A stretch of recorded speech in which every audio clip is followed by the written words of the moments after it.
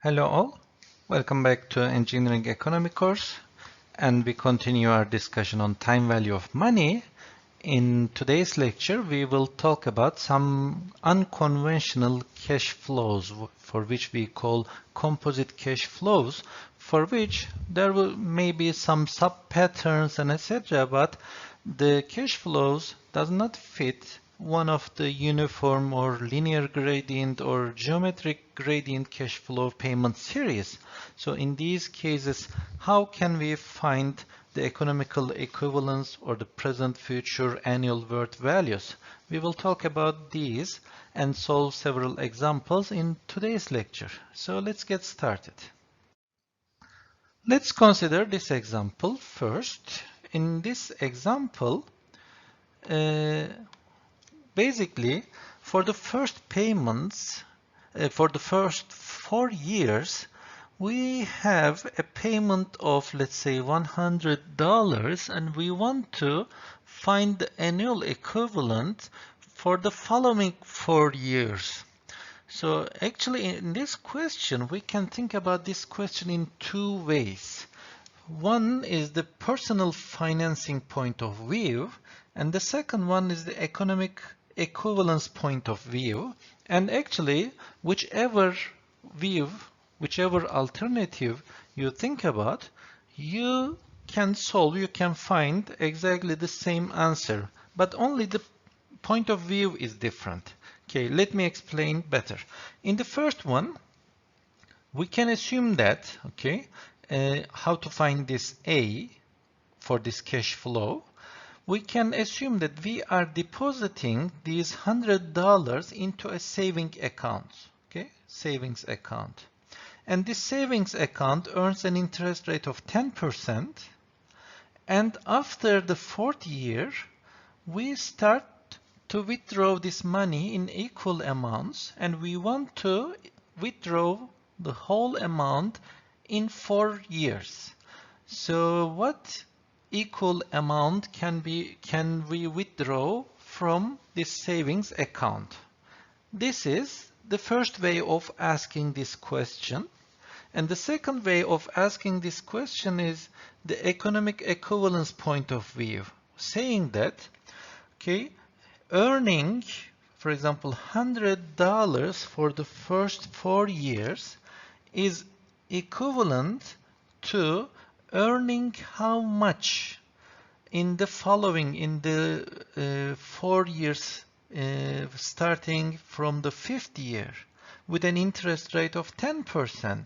So what value of A would make these two cash flows equivalent to each other? Okay, so these are the 2 points of view, and actually which point of view you look at this problem, you would solve and you would obtain exactly the same solution. How to solve this question? Okay, since these are the cash flow diagrams, if two cash flows are equivalent to each other economically, then they are equivalent to each other at any point in time. So it means that you can calculate, if you like, you can calculate their present value at time 0 and make them equal to each other, or you can set another point in time, for example, n equals to 4, and calculate their values, equivalent values at this time, and make them equal to each other. But selection of the period, selection of the equivalency period is important because why? We want to use the well-known formulas or the factors as much as possible. We want to calculate the final result in minimum possible number of steps by using minimum possible number of factors. Okay, that's important. And when you look at this cash flow over, what would be the base year to compare? What would be the base year to find their equivalent values? Okay, you can calculate their equivalent values at time 0. For this one, it would be an easy task because we would just use the uniform payment series to find its present worth. for this one, it requires one more step. First, we will find the present worth of these annual equivalent values at time 4, and then we will shift this to time 0 in a secondary operation. Okay, so you can see these calculations here. The first one over here calculates the present worth of these 4 payments at time 4. And then when we multiply it by P given F 10% and 4, we shift them back to time 0. Okay, so this P1 is the present worth of these 4 equivalent payment series appearing at time 5 to 8. For this one, on the other hand, the present worth is just using this factor P given A, 10% and 4, and multiplied by 100, and you just calculate the present worth. And now the thing is, make these two equivalent to each other.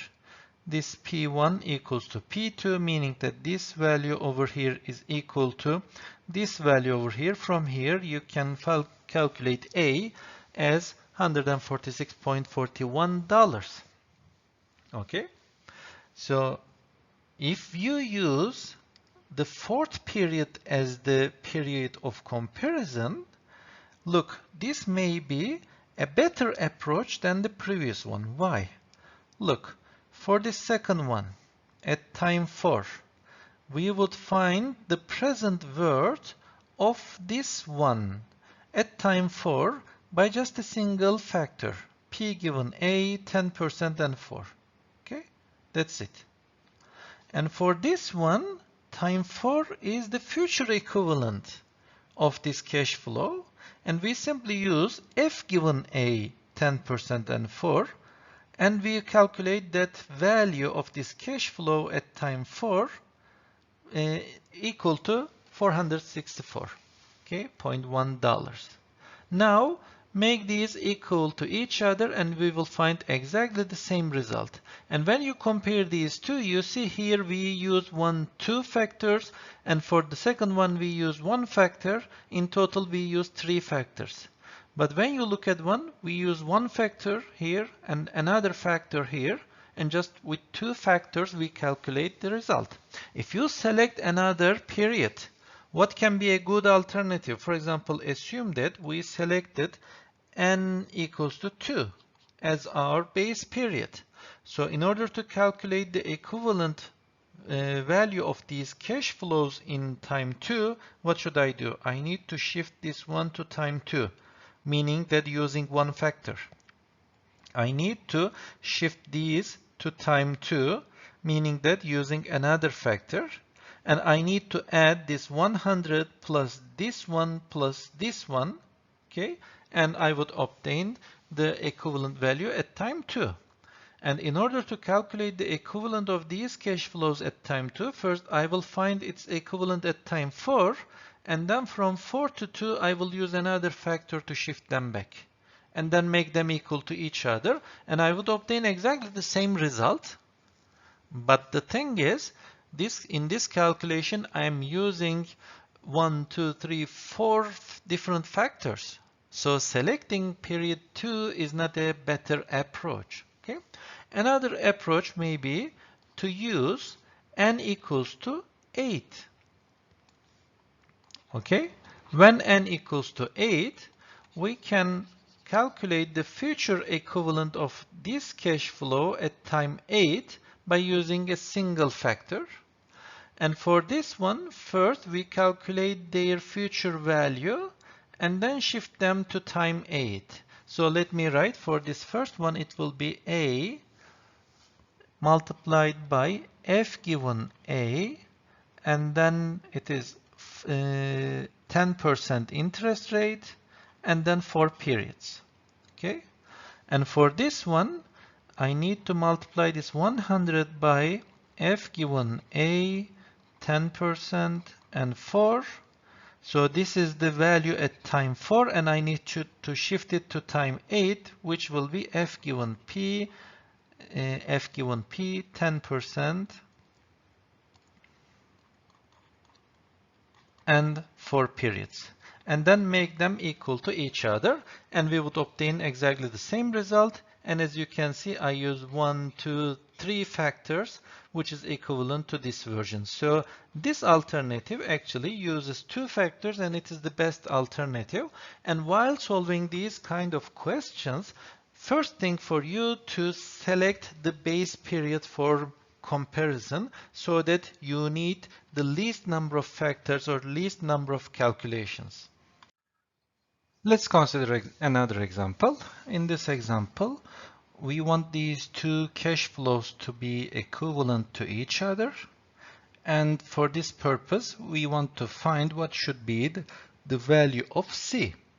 And as you can see here, in the third period, there is no C, no cash flow. And as you can see, it consists of composite cash flows. We cannot use these annual payment series or linear or geometric gradient series formulas to calculate this.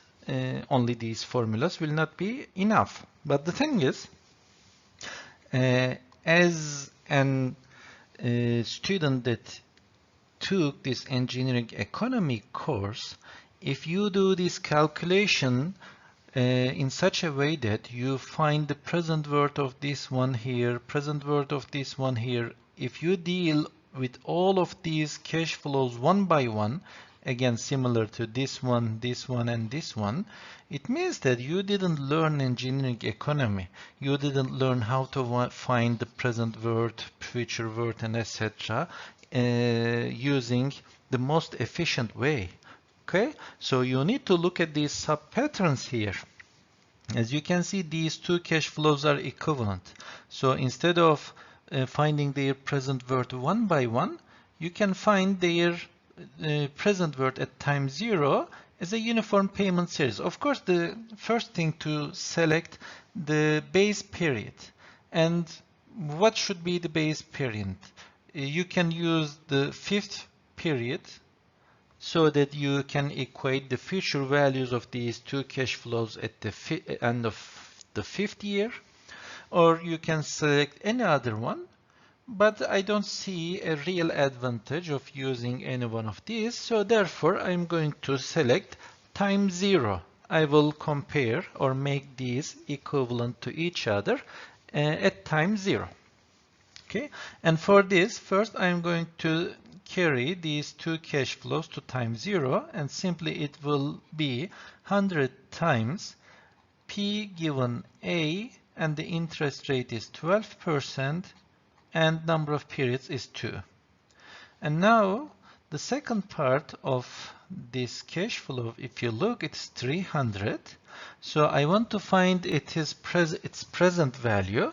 What you can do, again, you can do different things. You can work, or you can calculate it in a different way. You can first calculate its future worth at the end of time 5, and then find its present value at time 0. Okay, so in which case you are using simply 2 factors. Or you can first find its present worth at time 2, and then switch it to time 0. Again, 2 factors. So there is no certain advantage of one of them to the other.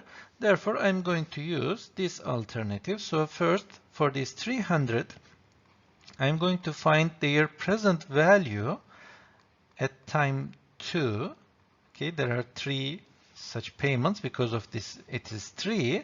And then now it is the present equivalent, a single cash flow at time 2, and I will shift it to time 0 using P given F. Okay, 12% and 2. And this is the left-hand side, and I will make this equal to the right-hand side. On the right-hand side again, as you can see, this cash flow here is missing. If it were here, I would just use P given A formula. But since it is not there, I need to think about something else. What can it be? It's very easy. I would assume that initially that there is this cash flow over here. But actually it is not there. So I'm adding and subtracting this cash flow equivalent to C to here. Okay.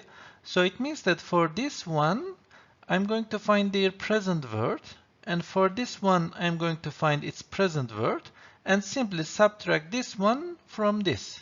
Okay, so it will be C times P given A, 12% and 5 periods, minus C, okay, there's just single C, therefore it's P given F, so I'm switching this one to here, 12% and 3. And this minus says that I am subtracting this C from the top one, okay? And the rest is just calculation. Just look at these values in the tables and then make the operation to find this C. It's very easy. So by these calculations, you can find the C value to be equal to 256.97. As I told you, you can select different points in time to make these two cash flows equivalent to each other, but you should select the alternative, the time which requires less number of factors, less number of calculations. Okay, here is another example. So we want to deposit into a bank account, into a savings account. We want to deposit an equivalent amount of money for 18 years, okay, for the first 18 years, for which we are going to use this amount to pay the college expenses for 4 years, starting from the 18th year till to the 21st year. And we are expecting that these college cost will be $40,000 per year. So the question is, how much shall we deposit into this bank account if it provides 7% interest rate? Okay, and the question is now, how we can solve it? We can find, for example, we can select time 0 as the time of comparison, and we can find the present worth of all these deposit amounts at time 0, and then we can find the present worth of this 40,000 payment earnings for 4 years at time 0, and from here we equate them to each other to find X. But in this case, in order to find the present worth of this one, I need to use two formulas. First P given A and then P given F. But instead, if I select the 18th period as the time of equivalence, then I would simply calculate the future value of this one at time 8 and the present worth of these cash flows at time 18, and then I will equate them to each other to calculate the value of X. So it is easier, it is more efficient, and I'm selecting this time 18 for this comparison. And for these cash flows, I simply use F given A, 7% and 18, which gives me this factor value, if you look at the factor tables, multiplied by X. And we want to find this X. And for this one, I need to find the present worth. But look, at time 18, there's already 140,000. And first, I need to find the present worth of these 3 uniform payments at time 18. And I need to add the cash flow at time 18 on top of this. So this 40,000 is already at time 18. And the remaining 3 cash flows, I'm finding their present value using this factor. And this makes 144,000 this much, okay? And then when we equate these to each other, we find that we need to deposit 4,264 into this bank account so that we can withdraw 40,000 each year for 4 years. Okay, another example, if we have such a cash flow and if we want to find its present worth, how can we find? Actually, in the previous examples, one of the previous examples, we did this. So don't ever try to find the present worth by shifting these cash flows one by one. One alternative is to find the present value of this cash flow at time 0 and find the present worth of these cash flows first here, then here, and then add them up. But the thing is, it is not as efficient as this alternative that we are going to solve it. So we will assume that initially, like we did in the previous example, there is also this cash flow. So we are adding a dummy cash flow here, but we are also subtracting this cash flow so that we have the original one. So these two cancels out each other. We have the original one. Okay, so then what do? We first find the present worth of this one at time 0 using P given A formula. Interest rate is 10% and number of periods is 15, and we multiply this 100. But the thing is, this one is missing. It means that I'm going to move this one to time 0, which will make 100 times P given F 10% interest rate, and the 10th period is missing. And simply from this one, if I subtract this one, I would obtain the present worth. Now you can say that, but look, these cash flows are downward and this is upward. So it means that this should be plus and this should be minus. Okay.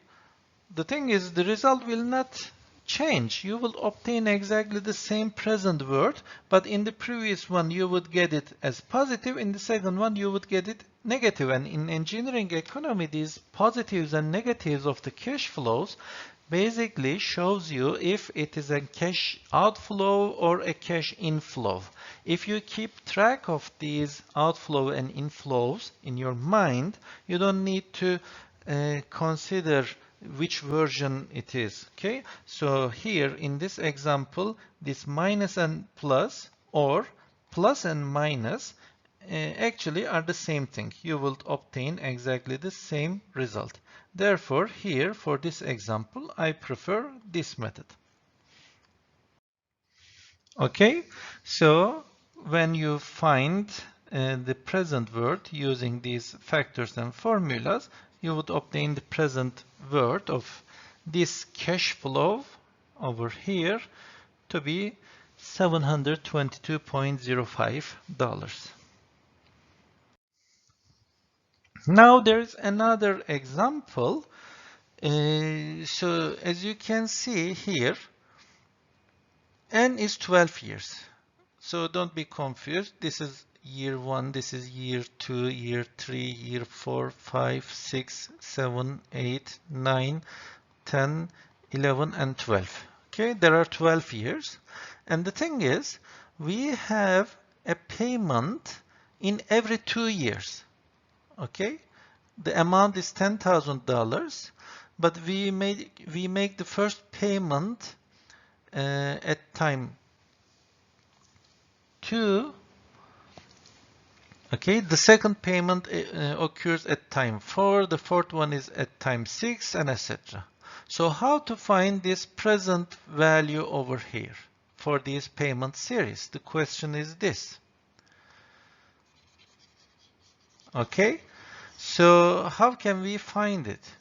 Actually, as you can see, there is a uniform payment series over here, 10,000, but this interest rate of 10% is per 1 year. So there's an interest rate of 10% here, another 10% here, 10% here, another 10% here.